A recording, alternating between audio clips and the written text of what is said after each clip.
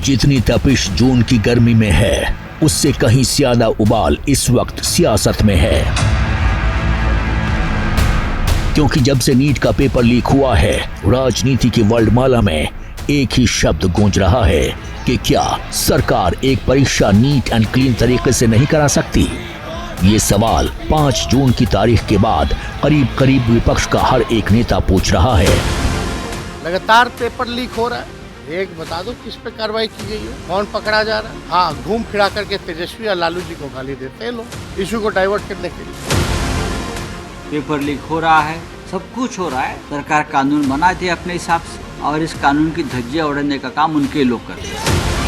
धर्मेंद्र प्रधान, जो paper leak का घोटाला हुआ है, नैतिक जिम्मेदारी है कि आप पद से इस्तीफा दें।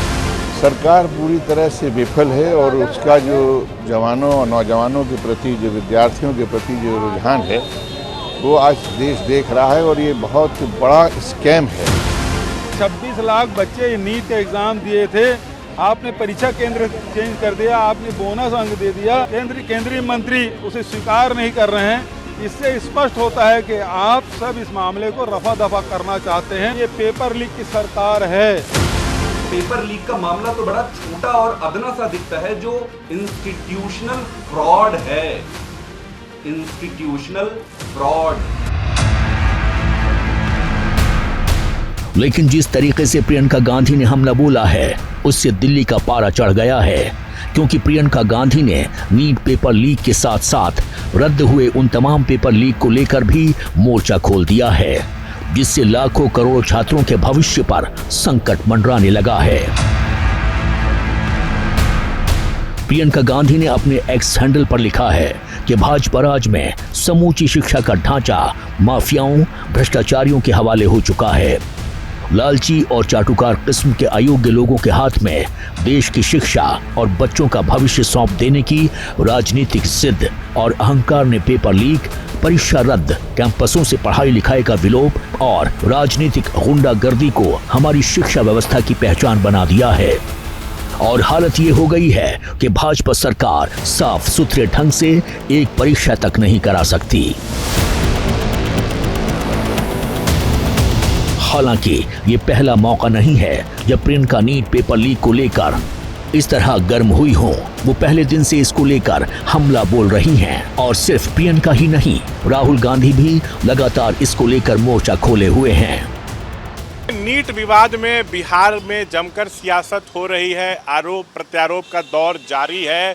महागठबंधन के तरफ से बार बार कहा जा रहा है कि 24 लाख बच्चों के भविष्य के साथ खिलवाड़ हुआ। 5 मई को परीक्षा थी, 4 मई को ही प्रश्न पत्र लीक हो गया। कुछ अभ्यर्थियों से 30 से 40 लाख रुपए लिए गए। सो ये परीक्षा तुरंत केंद्र सरकार रद्द करे। लेकिन बीजेपी साफ तौर से कह रही है कि जांच जारी है, जो लोग दोषी होंगे उनके खिलाफ सख्त कार्रवाई होगी, गिरफ्तारियां हो रही हैं।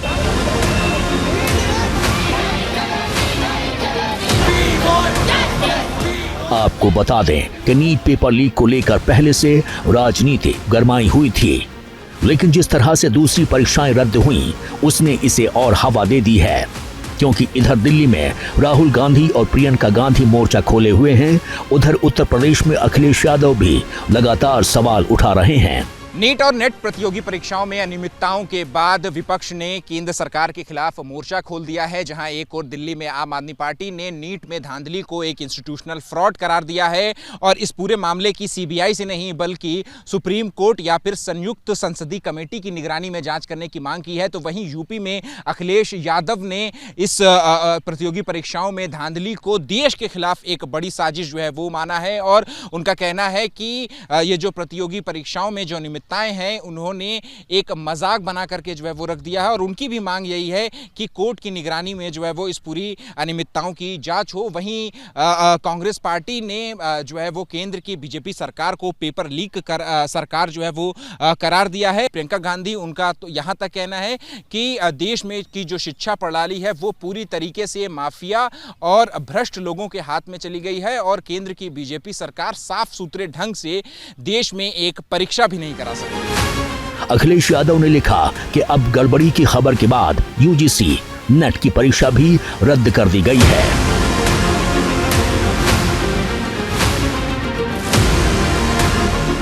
भाजपा के राज में पेपर माफिया एक के बाद एक हर एग्जाम में धांधली कर रहा है।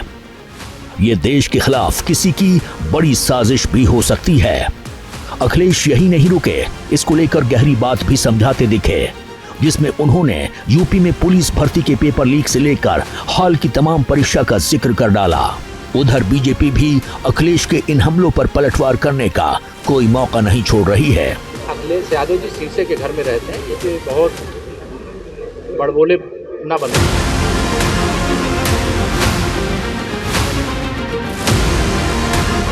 वहीं इन सब के बीच नीट पेपर लीक का घटनाक्रम तेजी से बदल रहा है।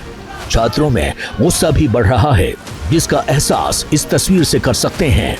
ये तस्वीर कानपुर के काकादेव कोचिंग की है। यहाँ छात्रों ने पहले मुंडन कराया और फिर एनटीए का श्राद्ध किया, जो बताता है कि 5 जून को लेकर उनके भीतर कितना गुस्सा है।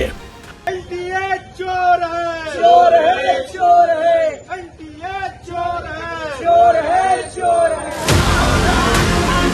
उधर पटना में विरोध की इससे भी विचित्र तस्वीर देखने को मिली, जहां सांसद पप्पू यादव के समर्थक भैंस के साथ प्रदर्शन करते नजर आए।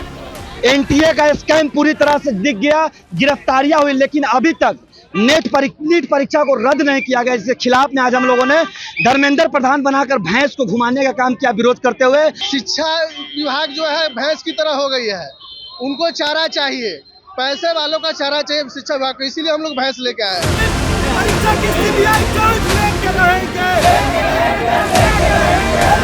उधर सरकार भी फुल एक्शन में है, क्योंकि बीते 2 दिनों में कई बड़े एक्शन हुए हैं, जैसे एंटी पेपर लॉ लाना, नेशनल टेस्टिंग एजेंसी की परीक्षाओं में गड़बड़ियों को रोकने और पारदर्शिता लाने के लिए 7 सदस्यीय हाई लेवल कमेटी का गठन करना और मामले की जांच सीबीआई को सौंपना बताता है कि सरकार नहीं चाहती कि विपक्ष को हमला बोलने का मौका मिले और ये बात अब आगे बढ़े।